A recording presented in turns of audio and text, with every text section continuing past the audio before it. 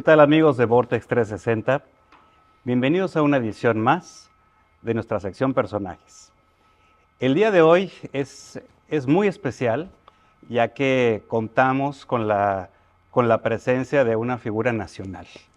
Nuestro buen amigo Juan José Sierra, presidente nacional de Coparmex. Juan José, bienvenido a Vortex 360. Qué gusto saludarlos, qué gusto saludarte, estar aquí en Los Cabos. La verdad es que muy contento, además en el marco de la vida institucional del Centro Empresarial de Los Cabos.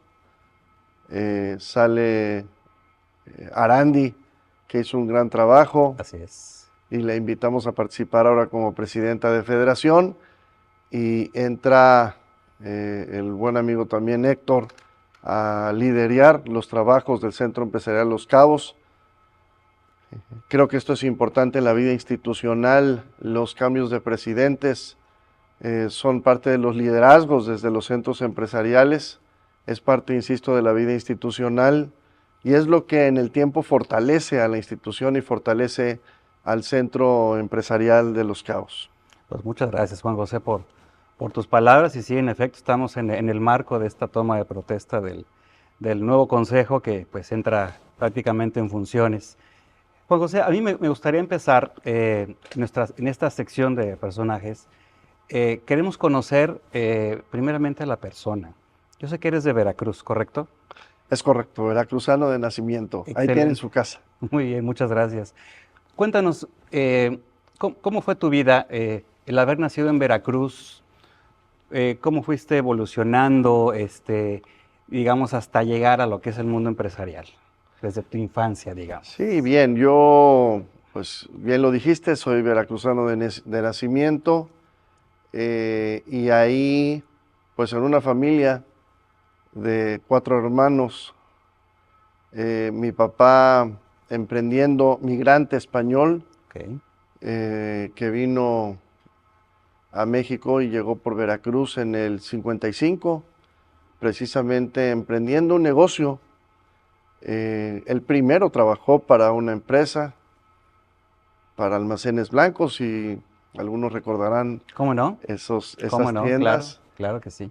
Ahí llegó a trabajar, ahí también pues fue la escuela. Blanco fue la escuela no solo de él, sino de muchos migrantes que llegaron a México a trabajar, como dice mi papá, con una mano adelante y otra atrás. Y la verdad es que después él, de ciertos años, se independizó, emprendió un negocio de telas que era precisamente lo que sabía en Blanco, lo que había aprendido, a lo que se había dedicado. Después llegó a ser gerente de Almacenes Blanco, estuvo Bien. abriendo Guadalajara y Córdoba, y luego pues emprendió un negocio en Veracruz, en el puerto, un negocio de telas que pues a mí me tocó en la parte de mi juventud participar en la ampliación del negocio en el sur y centro del país. Un negocio que pues llegó a tener 68 tiendas de telas, 28 de ropa, Ujú. y en el cual participé en su crecimiento, en su expansión. Muy bien. Un negocio familiar de, de telas, un negocio retail, Ujú. y que creo que ahí fue pues la gran experiencia que tuve en la participación del crecimiento de la empresa. Y esta empresa en su momento se fusionó.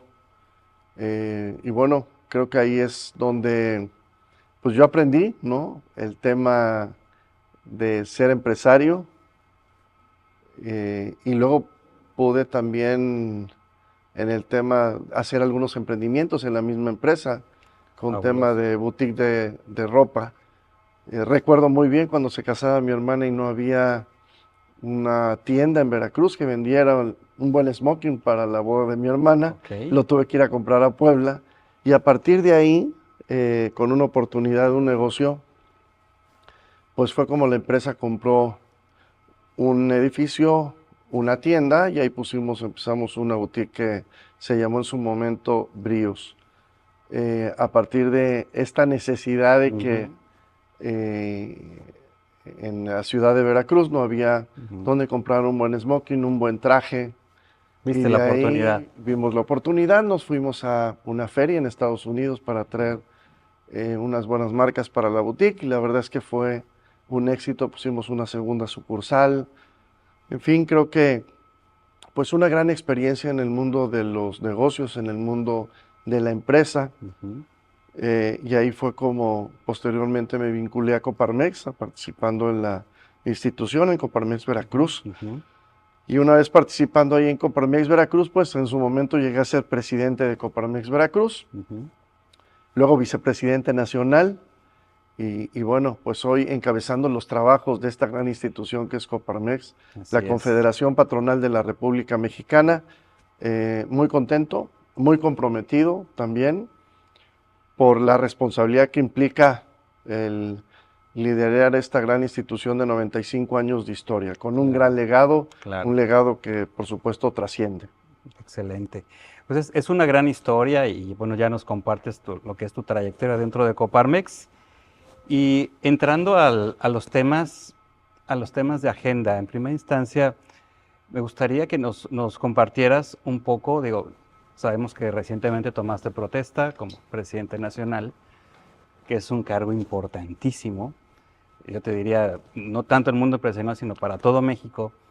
Y quisiera que nos compartieras un poco de tu plan de trabajo, de la agenda, qué viene como diferente en esta nueva etapa de Coparmex bajo tu liderazgo. Mira, yo dentro del plan de trabajo, muy rápido, es un tema que tiene que ver con el fortalecimiento de las empresas, con un acento muy especial en la atención de la micro, pequeña y mediana empresa del país. Bien. 5 millones de MIPYMES que generan el 64% del empleo. Estoy convencido que es la gran deuda de Coparmex, Bien. no, no solo de Coparmex, del sector empresarial, pero en especial de Coparmex, de poder atender a la MIPYME del país, que además ahí está el tejido social, Ujú. que tenemos que escucharla más para entenderla mejor y poder atenderla y a partir de ahí acercar las herramientas, la capacitación, el financiamiento, la innovación, pero es fundamental darle el valor a la MIPYME y poderla subir a la cadena de suministro y proveeduría de la gran empresa. Entonces, ese es el acento. Por otro lado está el fortalecimiento de los centros empresariales, es decir, la Confederación Patronal de la República Mexicana no fuera lo que es sin sus centros empresariales, esta expresión territorial, 71 centros, 17 delegaciones, 17 representaciones. Tenemos una presencia en 105 ciudades del país. Tenemos que fortalecernos y incidir en lo local para transformar estas realidades que son las que más le duelen muchas veces a las ciudades donde están nuestros centros. Y lo vamos a hacer en la capacidad que tengamos como institución de acercar la institución Coparmex Nacional a los centros, de acompañar, de fortalecer a los centros empresariales. Por otro lado, estamos convencidos que Coparmex tiene que seguir siendo esta, eh, en los temas prioritarios de la agenda nacional, tiene que seguir siendo el contrapeso de la agenda nacional. Hay quienes nos ven como oposición, no somos oposición, tenemos que pedirle y exigirle a la oposición que esté a la altura de los retos que enfrenta nuestro país. Sin embargo, si queremos los equilibrios en nuestro país, tiene que haber estos contrapesos. Claro. Y Coparmex debe seguir siendo un contrapeso de la agenda nacional. Entonces, yo te diría, esto es prácticamente como los ejes principales del plan de trabajo. Muy bien. Por supuesto que hay muchas agendas en temas de educación, de salud, de seguridad, Seguro. que estaremos participando, trabajando, proponiendo. Y además es importante decirlo, somos un sindicato patronal que acompañamos las buenas decisiones de política pública, sea del partido que sea, sin filias ni fobias, Claro. que estamos obligados a acompañar para que lleguen a buen puerto, para que sean realidad, y también estamos obligados a señalar cuando estas políticas públicas son contrarias, ¿no?, a las libertades, a la libre empresa, al Estado de Derecho. Cuando esto sea contrario, señalar, pero siempre con propuesta. La queja, si no va acompañada de propuesta, estaríamos nosotros atentando contra nuestra misma naturaleza como sindicato, porque un sindicato analiza la realidad, la situación, y a partir de ese análisis propone posibles soluciones, y es donde nosotros tenemos que estar proponiendo esas posibles soluciones. Por supuesto. Oye, Juan José, y sé que recientemente te diste una vuelta por Washington, un evento de trascendencia global. Clima muy frío, pero el ambiente estaba que ardía. Cuéntanos un poquito de tu experiencia por allá. Ajá. Cuéntanos un poquito. Sí, a ver, muy contentos. Me hicieron la invitación como parte de una delegación mexicana a Washington en torno a la toma de compromiso del presidente Donald Trump. Una experiencia, yo diría, única. Estuvimos en la cena de gala del Partido Republicano, una cena multitudinaria donde desfilaron personajes del Partido Republicano, por supuesto. Vimos ahí, pudimos escuchar, es como una gala donde van varios expositores. Pudimos escuchar a Marco Rubio, a Ted Cruz, pudimos escuchar, también estuvo Milei invitado, el presidente de Paraguay, estuvo la esposa de Bukele, por cierto, también.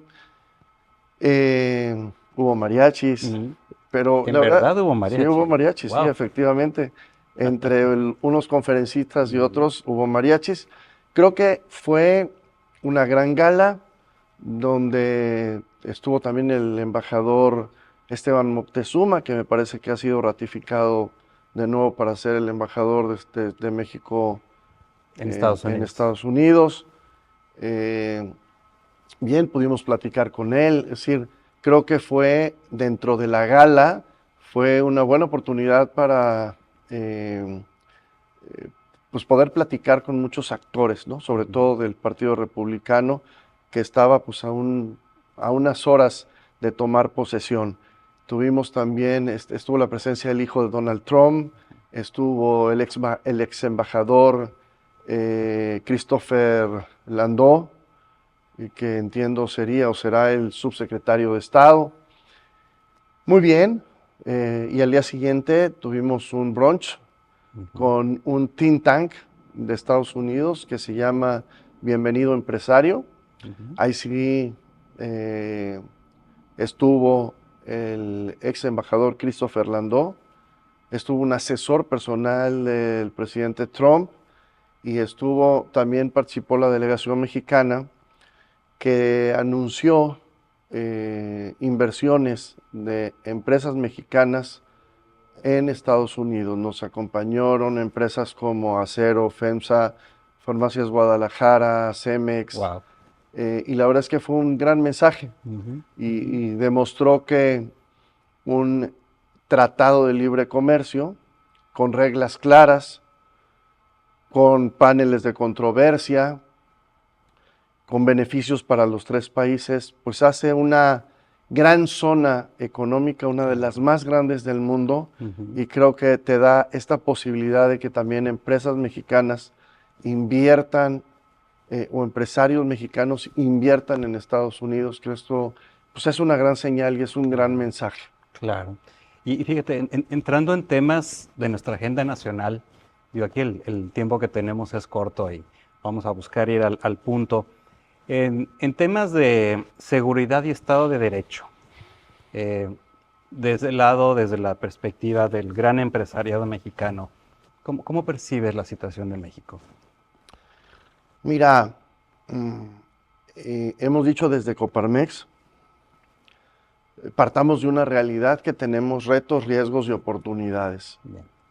Y que tenemos que ser capaces de enfrentar los retos de capitalizar las oportunidades y de minimizar los riesgos. Bien. Tenemos un pronóstico de crecimiento, yo diría, muy bajo para el 2025. Ya lo sitúan por debajo del 1%, andan sobre el 0.86% de crecimiento, muy bajo. Yo te diría que si vemos los datos del empleo del año pasado, 214,000 empleos, solo el 18% del total de los empleos formales que necesitamos, porque son 1.2 millones de jóvenes que ingresan al mercado laboral cada año. Pudiéramos decir que venimos de una desaceleración económica desde el segundo semestre del 2024.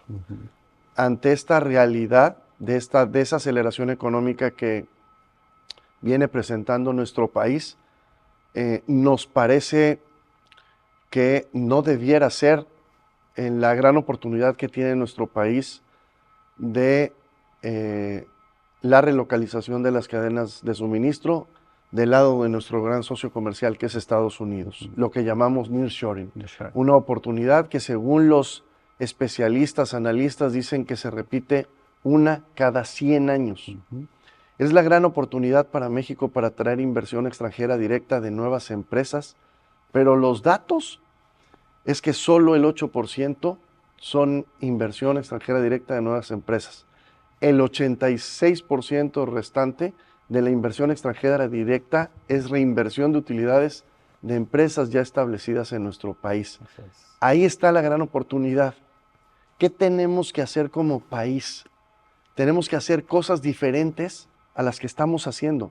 Si no hacemos cosas diferentes y seguimos haciendo lo mismo, vamos a obtener los mismos o peores resultados como vamos. ¿Qué necesita hacer México para ser atractivo a la inversión? Seguridad. Tenemos que trabajar con el tema de la inseguridad que prevalece en nuestro país. La inseguridad no se va a acabar de la noche a la mañana, pero sí tenemos que contener, sí tenemos que hacer un gran esfuerzo en los 3 niveles de gobierno para bajar los índices de inseguridad. Seguridad, la segunda condición para que México sea atractivo a la inversión es la certeza jurídica. Claro. Necesitamos generar confianza a la inversión. ¿Qué es lo que quiere un inversionista? Quiere reglas claras. Quiere que esas reglas no se las cambien de la noche a la mañana. Quieren que se respete lo invertido y lo firmado. Eso es Estado de Derecho. Eso es certeza jurídica. Claro. Y esto genera la confianza para invertir en nuestro país, el inversionista nacional y el inversionista extranjero también. Y la tercera condición, la energía. La energía. Tenemos que trabajar para la capacidad instalada de nuestro país. No es suficiente. Ya no hablemos de energías limpias, que es lo que están buscando las empresas, que quieren invertir. Hablemos de la capacidad instalada en este momento para distribuir y suministrar, porque recorremos el país. Vamos a los centros empresariales, platicamos con los presidentes y presidentas, con los consejeros, ¿y qué nos dicen? La mayor preocupación y exigencia pues, es la inseguridad. Después, la certeza jurídica. Y a veces nos se quejan de que ya tienen algunas empresas en algunas ciudades la inversión hecha de toda la empresa, pero no pueden abrirla porque no les han conectado, ¿no? Claro, claro. Entonces creo que México, para ser atractivo a la inversión, necesita seguridad, certeza jurídica que tiene que ver con la confianza y por supuesto el tema de la energía. Muy bien, Juan José. Un tema que es de reciente aparición en todos los medios de comunicación y que es también de gran trascendencia es una, pues no sé si llamarle movimiento, más bien iniciativa de Coparmex para llevar a cabo una reunión, una conferencia de prensa donde no únicamente Coparmex, sino otras cámaras y sindicatos, pues se manifestaron, dieron su opinión acerca de esta próxima reforma del Infonavit que pretenden implementar.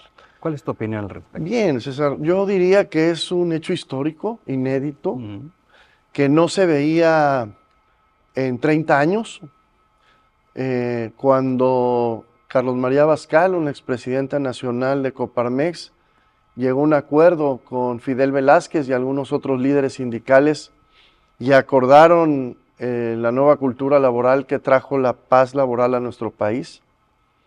Hoy, la defensa del Infonavit, un instituto exitoso en 53 años casi, cumple en mayo, donde la columna vertebral de ese modelo exitoso de 53 años, que hoy tiene 2.4 billones de pesos en activos, que son activos de los trabajadores, dinero de los trabajadores, de Carlos, de Pedro, de María, de Juan, pues es este organismo que es el Infonavit, es un organismo tripartita paritario o igualitario. Participa el sector de los trabajadores, el sector de los empresarios, donde participa Concamín, Concanaco y Coparmex, y donde participa el gobierno. Un manejo tripartita, igualitario, tripartita en partes iguales las decisiones que se toman en el funcionamiento del Infonavit, y que hoy con esta ley pues lo que pretenden es debilitarlo, y debilitarlo es también pues, romper con ese tripartismo paritario. Entonces, seguimos insistiendo que es una institución financiera, no es una institución pública, que el gobierno en 53 años no ha dado un solo peso, que son recursos aportados por los empresarios, por las pequeñas, por las micro, medianas y grandes empresas, pero el esfuerzo de muchas micro y pequeñas empresas que hacen un esfuerzo extraordinario para pagar esta cuota, pero que además es producto del trabajo de las personas, de los trabajadores, que son los derechohabientes, ¿no? Entonces creo que es importante resguardar, proteger los recursos de los trabajadores. Por supuesto que el Infonavit puede ser perfectible, mejorable, pero no quitándole el tripartismo paritario. Es importante que digamos que si el Infonavit puede construir casas bajo reglas claras, bajo la supervisión de la Comisión Nacional Bancaria y de Valores, de la Secretaría de Hacienda y Crédito Público, por supuesto, porque siendo una entidad financiera, pues tiene que cuidar esos recursos financieros que son de los trabajadores, insisto, y tiene que ver con quién se invierten, en dónde se invierten, para qué se invierten, y que esa inversión pues tenga ganancias para el dinero de los trabajadores. Entonces, esto nos une a trabajadores representados por los sindicatos y a los empresarios, insisto, en un hecho histórico. Así es. Que además nos une, César, para hoy defender el Infonavit, trabajar en conjunto, ponernos de acuerdo. Hay una propuesta en unidad, que son los 5 irreductibles que ya presentamos, que fuimos a dialogar a Gobernación, pero que sí nos escucharon, pero al final no nos hicieron caso. Pero creemos que esta expresión pública que dimos el miércoles, pues fue muy claro decir, oye, no puedes tú, gobierno, o no pueden ustedes, partidos, legislar algo en donde no estamos de acuerdo 2/3 partes. Si hay 3 partes en el Infonavit y 2/3 partes no estamos de acuerdo con esa ley, ¿cómo va a proceder? ¿Cómo? Claro. No entendemos cómo esa ley ha procedido aprobándose y cambiándose y modificándose y con la intencionalidad de aprobarla en el Senado, cosa que, pues aquí hacemos un llamado a los senadores, a la presidenta Claudia Sheinbaum, que puede interceder precisamente para parar esa aprobación de la ley que por supuesto debilita al Infonavit. Creemos ambos, trabajadores y empresarios, que esta unión, no solamente hoy, que es el tema del Infonavit, pero que ese diálogo social que a partir de aquí ya se abrió, podemos dialogar y podemos, por supuesto, hablar de temas como el tema de la deducibilidad de las prestaciones laborales, el tema de la productividad y muchos otros temas por el bien de nuestro país, por el bien del desarrollo económico y desarrollo social de México, y por supuesto también por el bien de las empresas y por el bien de los trabajadores, porque atrás de los trabajadores están las familias de México. Por supuesto. Juan José, pues el tiempo se nos termina. Quisiera finalizar esta charla con un mensaje de Juan José Sierra a la comunidad empresarial de Los Cabos. ¿Qué nos puedes compartir? Mira, yo los invitaría a la comunidad empresarial de Los Cabos, no solamente a la comunidad del Centro Empresarial de Los Cabos, sino también a toda la comunidad, y no solamente empresarial, a toda la comunidad de Los Cabos a unirse. Son tiempos de unidad, son tiempos de dejar a un lado las diferencias y trabajar en las coincidencias, en lo que nos une. Y nos une Los Cabos, y nos une nuestra ciudad, y nos une nuestras familias, y nos une la salud, nos une la seguridad, nos une la educación, nos unen estos bienes comunes que son lo que nos debe hacer trabajar juntos por Los Cabos, y por supuesto que juntos trabajando por Los Cabos lo que estamos haciendo es trabajando por nuestro país, porque hoy la transformación empieza desde lo local a lo nacional. Si queremos aspirar a tener un mejor país, un mejor gobierno, por supuesto que tenemos que empezar por nuestra ciudad, nuestra localidad. Claro. Y en la medida en que todos unidos, sindicatos que representan a los trabajadores, empresarios, organizaciones de la sociedad civil, las universidades, el tema de las organizaciones empresariales también, las iglesias, es decir, toda la comunidad unida en un solo sentido, trabajando en una agenda común. Creo que esta es lo mejor que le puede pasar al país, pero también lo mejor que le puede pasar a cada una de las ciudades, porque son realidades muy distintas. Entonces mi llamado es a la unidad, a dejar a un lado nuestros egos y nuestras diferencias, que son muy pocas, y trabajar en las coincidencias en unidad, porque el país lo necesita.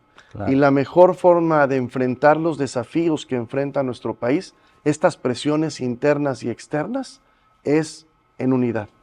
Pues Juan José, agradecemos enormemente tu amabilidad, tu apertura, el que nos compartas todos estos conceptos en Vortex 360, y por favor siéntete en casa y que sea esta la primera de muchas charlas que podamos tener.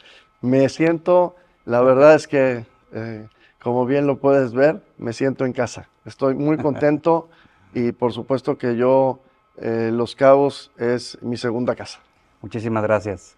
Y bueno amigos, así llegamos al final de una edición más de Personajes en Vortex 360. Síganos en todos nuestros canales y nos vemos en la próxima.